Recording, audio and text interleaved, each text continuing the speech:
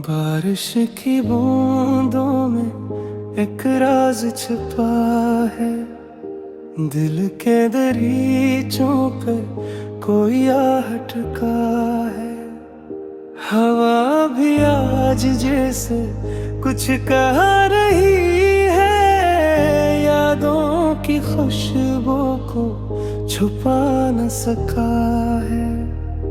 कतरों की सूरत जो लम्हे गिरे हैं, हर एक में तेरा ही चेहरे बसा है। चुपचाप सी रातें, भीगी हुई बातें, आंखों ने तुझे फिर से महसूस किया है।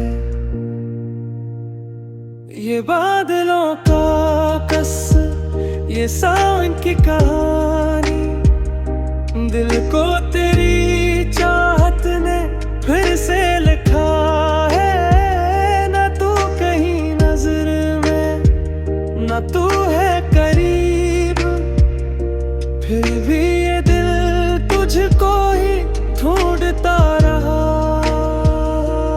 है। बारिश की खामोशी कुछ भूलती है, वीरान दिलों को भी जोड़ती है। भीगी हुई राहों पे पगम ठहर से गए, दिल के सब रादे जैसे बिखर से गए। हर बूंद में छुपी तेरी कोई बात है। हम खुद से भी आज कुछ मुकर से गए। चेहरे पे गरी बारिश, आंखों में नमी सी है।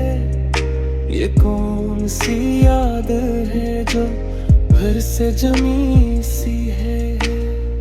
खामोश फजा में भी एक शार सा उठता है। लगता